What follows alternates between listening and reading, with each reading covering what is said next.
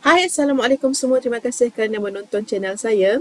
Hari ini saya nak kongsikan dengan anda tentang apa itu aset dan susut nilai dan apa kesannya kepada untung rugi syarikat anda.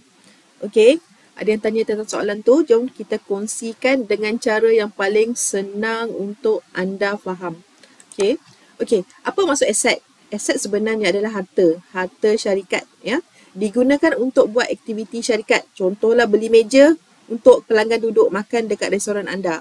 Beli komputer untuk anda buat akaun untung rugi syarikat anda. Okey? Dan mestilah dimiliki, maksudnya dibeli oleh syarikat anda. Bukan anda sewa. Bukan meja yang disewa, kedai yang disewa, itu bukan dikira aset.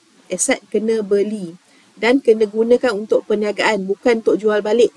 Contoh, kalau anda beli banyak-banyak komputer, anda jual komputer. Jadi komputer tu bukan aset. Komputer yang guna untuk buat aktiviti syarikat sahaja dikira sebagai aset syarikat. Okey? Clear? Okey, kita tengok di sini. Contohlah anda buat akaun untung rugi. Sebelum ni saya dah ada bagi information tentang akaun untung rugi. Senang je. Pendapatan, kita punya jualan tolak dengan kita punya belanja. Okey, kalau kita ikutkan secara ya, pendapatan tolak dengan perbelanjaan. Kita beli komputer, bukankah itu perbelanjaan syarikat? Secara logiknya, ya, perbelanjaan syarikat dan kita masukkan dalam akaun untung rugi. Betul ke tidak? Jawapannya salah. Walaupun dia perbelanjaan, dia tidak boleh masuk di ke dalam akaun untung rugi. Cuba anda tengok untung rugi di sini. Pendapatan RM150,000, beli komputer RM12,000. Satu bulan RM12,000. Kalau anda beli 3 komputer, anda akan rugi pada bulan tersebut, betul? Macam tak betul je akaun untung rugi anda. Jadi sebenarnya komputer tidak boleh direkod di sini. Kalau dekat sini contoh saya bagi, anda hanya untung RM113,000. Aset tidak boleh direkod di akaun untung rugi seperti ini. Dia mestilah direkod di dalam kunci kira-kira. Mari kita tengok secara logiknya, ya. Okey, cuba anda fikirkan. Secara logiknya, jika kita masukkan pembelian aset dalam satu amount yang besar, ya, dalam akaun untung rugi, maka syarikat kita akan rugi teruk pada bulan tersebut. Ataupun kalau kita beli van besar ataupun kedai besar, kita akan rugi teruk pada tahun tersebut. Ya. Jadi macam tak betul kan? Patutnya kita kena masukkan sikit-sikit sebab kita gunakan aset tu sedikit demi sedikit kan? Kita gunakan untuk long term, untuk jangka masa panjang syarikat.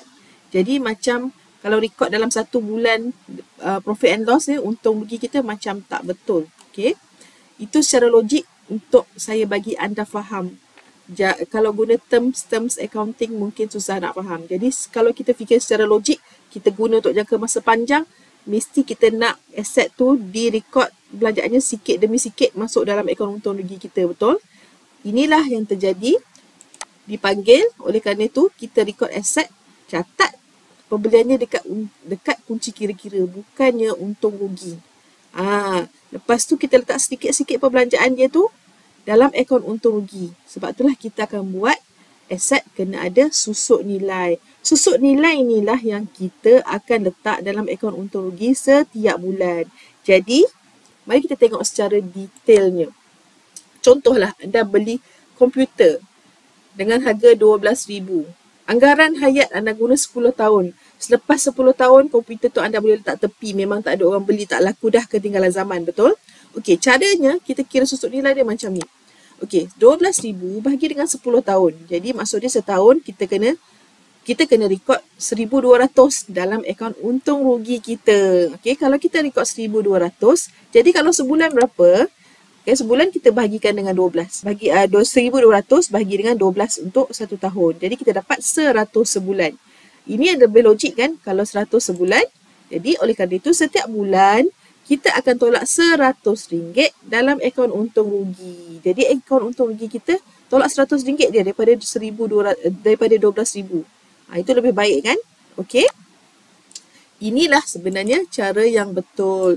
Cara yang lebih tepat untuk anda rekod aset dan susut nilai. Ini cara yang betul. Secara logiknya lebih tepat. Secara praktikalnya dalam accounting, inilah cara yang betul untuk merekod aset. Okey, mari kita tengok apa jadi pada akaun anda tadi. Okey, akaun untung rugi anda. Okey, ini komputer 12,000. Okey, salah. Sepatutnya 12,000 ni kita letak dalam kunci kira-kira di bawah aset tetap. Itu cara yang sebenarnya. Jadi komputer tak ada lagi dekat akaun untung rugi 12,000. Okey, ini yang betul. Dan kita tengok macam mana cara kita nak letak. Ini cara yang sebenar yang sepatutnya kita letakkan. Okey, dalam akaun untung rugi, kita hanya tolak susut nilai komputer 100 pada bulan tersebut. Dan juga dalam kunci kira-kira, pada bulan tersebut, kita akan tulis 12,000 tolak dengan 100 jadi 11,900 sahaja dalam kunci kira-kira. Sebab 100 dah letak dekat akaun untung rugi. Dan kita terus buat setiap bulan hinggalah 1 tahun sampailah kepada audit dan auditor pun faham. Inilah cara sebenarnya kita merekod. Okey, tengok dekat dalam akaun untung rugi anda. Nampak tak? Tadi 113, sekarang 124,900. Ini adalah cara yang betul merekod aset dan susut nilai dan lebih tepat untuk akaun anda. Terima kasih kerana menonton. Semoga bermanfaat. Assalamualaikum.